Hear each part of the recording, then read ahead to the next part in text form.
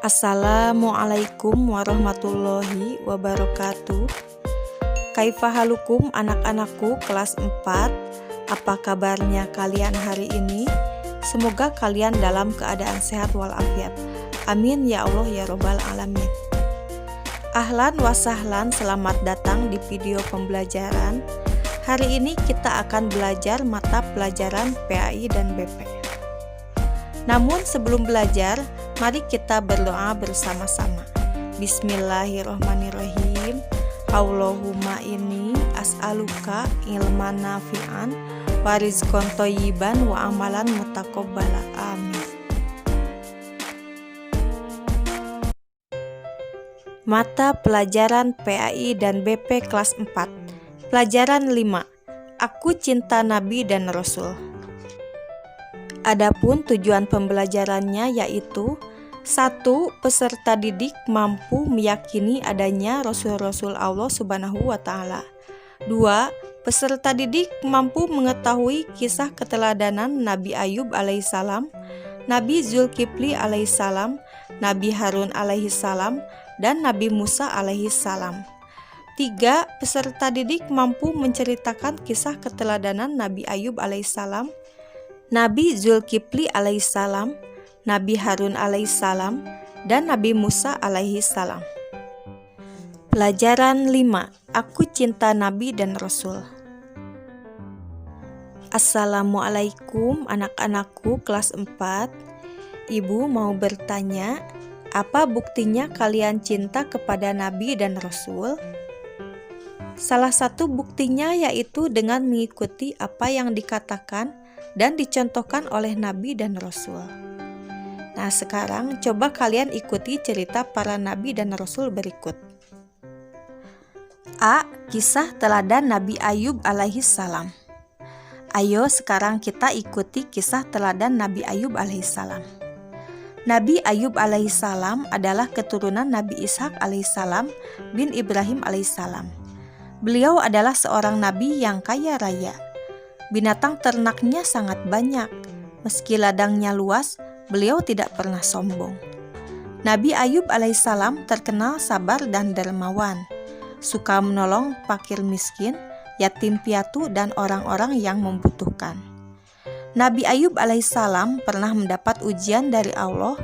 Hartanya yang banyak hari demi hari berkurang, sehingga ia jatuh miskin.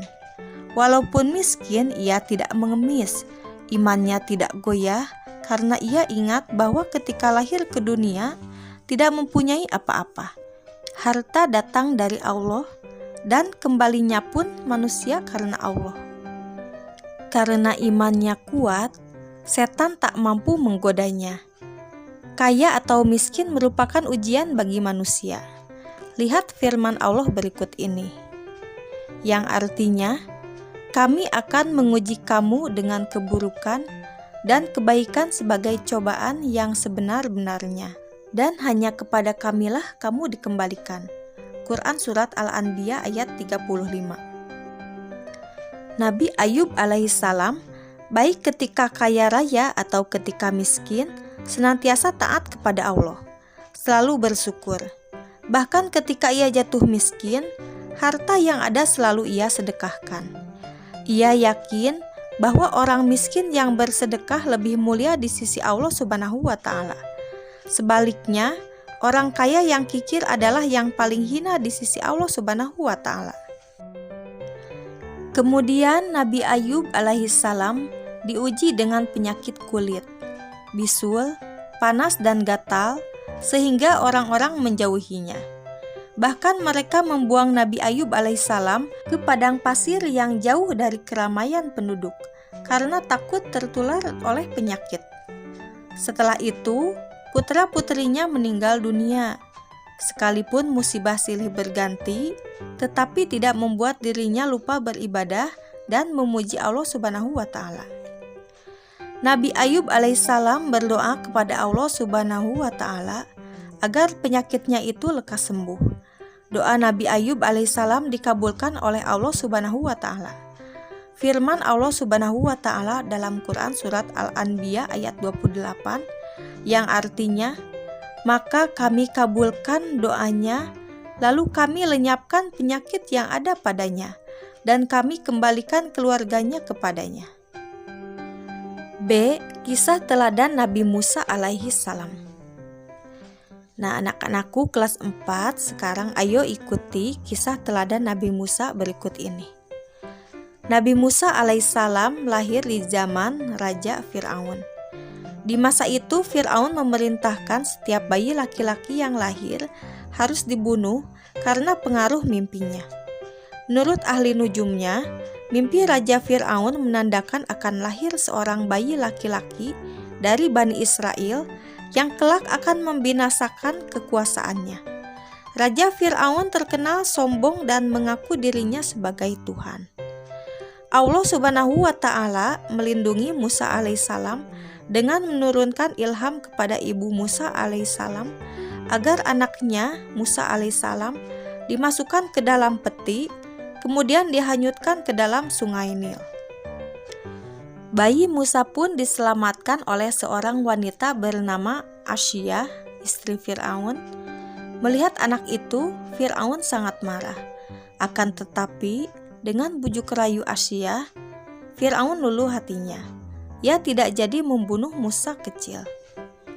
Suatu ketika, Musa kecil menangis karena kehausan. Asyiyah memerintahkan pengawalnya untuk mencari ibu yang dapat menyusui bayinya itu. Maka berdatanganlah wanita-wanita yang ingin menyusui bayi Musa alaihissalam. Namun setiap kali ada wanita yang hendak memberinya susu, bayi Musa alaihissalam tidak mau. Ia tetap menangis. Hingga akhirnya datanglah seorang wanita bernama Yukabad. Wanita ini menggendong dan menyusuinya. Seketika itu juga Musa kecil terdiam dan berhenti menangis, sampai tertidur nyenyak. Mereka tidak mengetahui ternyata Yukabad adalah ibu Musa sendiri.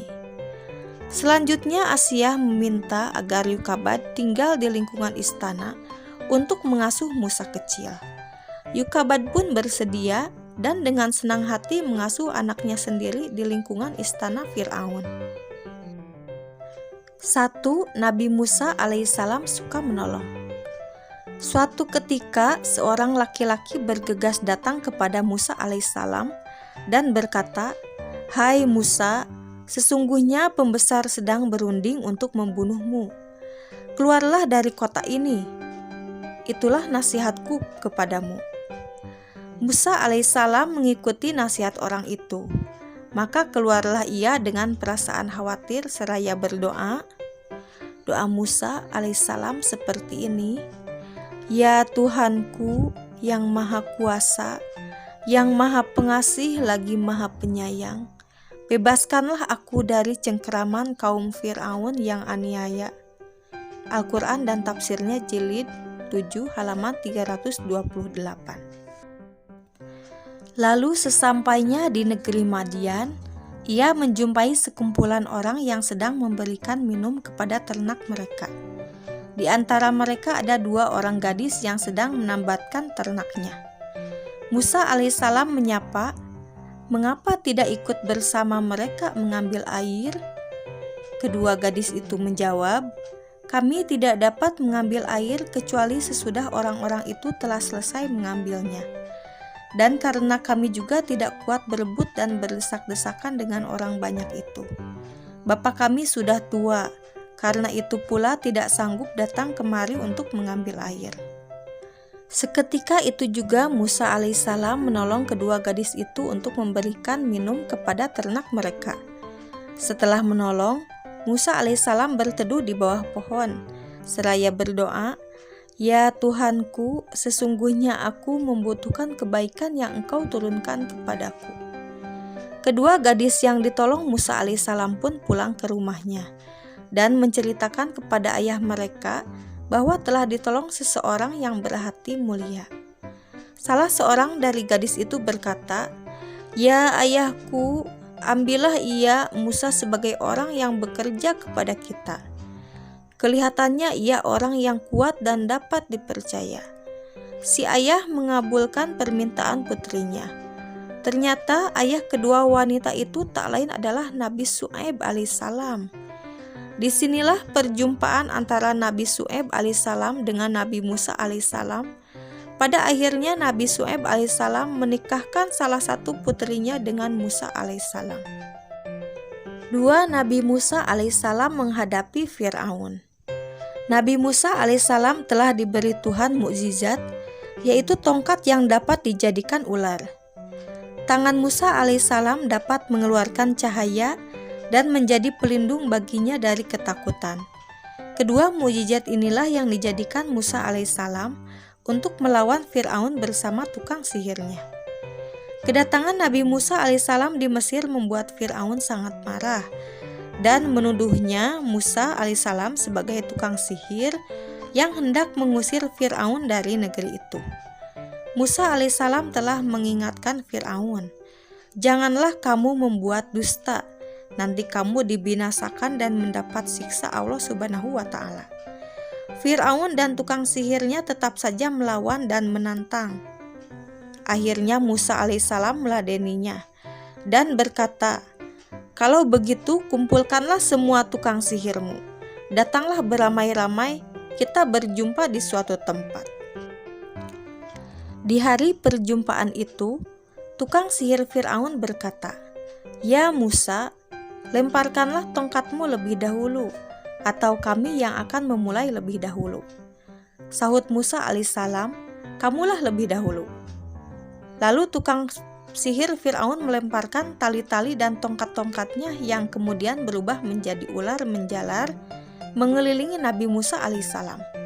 Di saat demikian Allah Subhanahu wa Ta'ala berfirman, yang artinya, "Dan lemparkanlah apa yang ada di tangan kananmu, niscaya ia akan menelan apa yang mereka perbuat. Sesungguhnya apa yang mereka perbuat itu adalah tipu daya tukang sihir belaka, dan tidak akan menang tukang sihir itu dari mana saja ia datangnya." Quran Surat Toha ayat 69.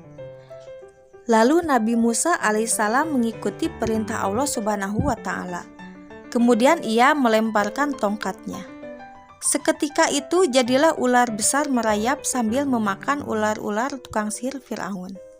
Kejadian ini membuat sebagian tukang sihir Fir'aun mengaku kalah dan bersujud kepada Tuhan, sebagaimana firman Allah yang artinya, "Lalu tukang-tukang sihir itu tersungkur dengan bersujud, seraya berkata, 'Kami telah percaya kepada Tuhan Harun dan Musa.'" Quran Surat Toha ayat 70. Karena melihat tukang sihir tersebut telah beriman kepada Nabi Musa alaihissalam, demikian juga istrinya, Siti Asia, maka Fir'aun bertambah marah dan ganas. Bersama bala tentaranya, dia menyiksa orang-orang yang beriman, termasuk istrinya sampai mati. Melihat yang demikian, Nabi Musa alaihissalam dan orang-orang yang beriman mundur dan melarikan diri dari kota Mesir. Fir'aun dan tentaranya terus mengejar Nabi Musa alaihissalam dan pengikutnya sampai ke dekat Laut Merah. Nabi Musa alaihissalam dan pengikutnya kebingungan. Pada saat itulah turun wahyu dari Allah Subhanahu wa Ta'ala yang memerintahkan agar Musa alaihissalam memukulkan tongkatnya ke permukaan Laut Merah. Tiba-tiba saja laut membelah menjadi dua bagian. Jalan yang panjang telah terentang di hadapan mereka. Nabi Musa alaihissalam dan pengikutnya terus berlari mengikuti jalan panjang yang telah terbentang menuju seberang di kejauhan. Terlihat Fir'aun dan bala tentaranya terus saja mengejar Nabi Musa alaihissalam. Akhirnya Nabi Musa alaihissalam sampai di seberang dengan selamat. Sementara Fir'aun dan tentaranya masih berada di pertengahan jalan. Di saat itulah Allah Subhanahu wa Ta'ala mengembalikan Laut Merah seperti semula. Fir'aun dan tentaranya pun ditelan oleh air laut. Demikianlah pembalasan dari Allah Subhanahu wa Ta'ala terhadap orang yang durhaka. C. Kisah teladan Nabi Harun alaihissalam. Nah, anak-anakku, sekarang ayo ikutilah kisah teladan Nabi Harun alaihissalam berikut ini. Nabi Harun alaihissalam adalah kakak kandung Nabi Musa alaihissalam. Tutur katanya fasih, perilakunya santun, dan kesetiaannya kepada Nabi Musa alaihissalam sangat besar. Nabi Harun alaihissalam selalu mendampingi Musa alaihissalam ketika menemui Fir'aun. Kesetiaan Harun alaihissalam diabadikan di dalam Al-Quran, Quran Surat Toha ayat 47, yang artinya, "Maka datanglah kamu berdua kepadanya, Fir'aun, dan katakanlah, sungguh kami berdua adalah utusan Tuhanmu, maka lepaskanlah Bani Israel bersama kami, dan janganlah engkau menyiksa mereka. Sungguh kami telah datang kepadamu dengan membawa bukti atas kerasulan kami dari Tuhanmu, dan keselamatan itu dilimpahkan kepada orang yang mengikuti petunjuk." Nabi Musa alaihissalam dan Nabi Harun alaihissalam selalu membela orang yang tertindas. Kaum Bani Israel yang tertindas berhasil mereka selamatkan. Nabi Musa alaihissalam meninggalkan Bani Israel selama 40 hari untuk menemui Tuhan di puncak Gunung Sinai. Nabi Harun alaihissalam diserahi menjaga kaumnya, akan tetapi setelah Musa alaihissalam kembali, ia melihat kaumnya menyembah berhala, yaitu patung. Musa alaihissalam pun marah. Ia bergegas menemui kakaknya Harun alaihissalam. Ia lalu memegang dan menarik rambut kepala saudaranya. Harun berkata, "Wahai anak ibuku, kaum ini telah menganggapku lemah dan hampir saja mereka membunuhku. Janganlah engkau permalukan aku di depan orang-orang, dan jangan engkau jadikan aku sebagai orang yang zalim." Musa alaihissalam tersadar dan merasa bersalah, lalu berdoa kepada Allah, yang artinya, "Ya Tuhanku, ampunilah aku dan saudaraku, dan masukkanlah kami ke dalam rahmat Engkau, dan Engkau adalah Maha Penyayang dari semua penyayang." Quran Surat Al-A'raf ayat 151. D. Kisah teladan Zulkifli alaihissalam. Nah anak-anakku, sekarang ayo ikutilah kisah teladan Nabi Zulkifli alaihissalam berikut ini. Zulkifli alaihissalam nama aslinya adalah Bashar.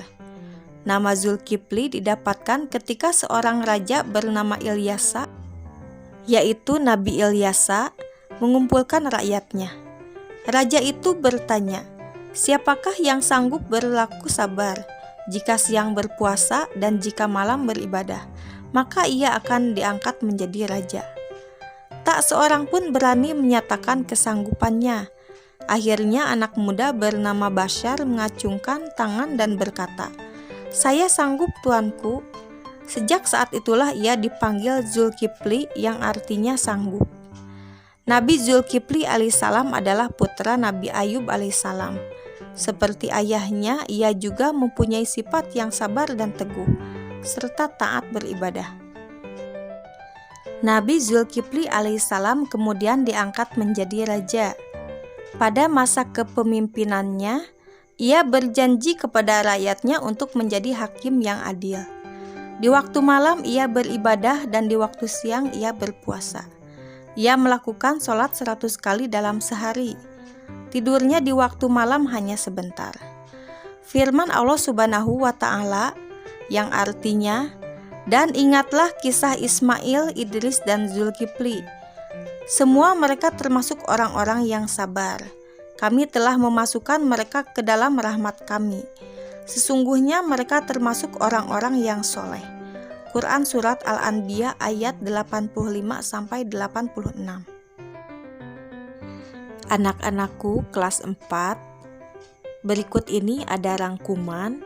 Kalian tulis ya di buku tulis. Alhamdulillahirabbil alamin. Selesai sudah pembahasan kita pada hari ini. Semoga apa yang telah Ibu sampaikan bisa kalian pahami dan bisa kalian laksanakan dalam kehidupan sehari-hari. Mari kita tutup dengan doa. Subhanaka Allahumma wa bihamdika asyhadu alla ilaha illa anta astaghfiruka wa atubu ilaik. Syukron, terima kasih. Ilaliko, sampai jumpa lagi di video pembelajaran kita selanjutnya. Wassalamualaikum warahmatullahi wabarakatuh.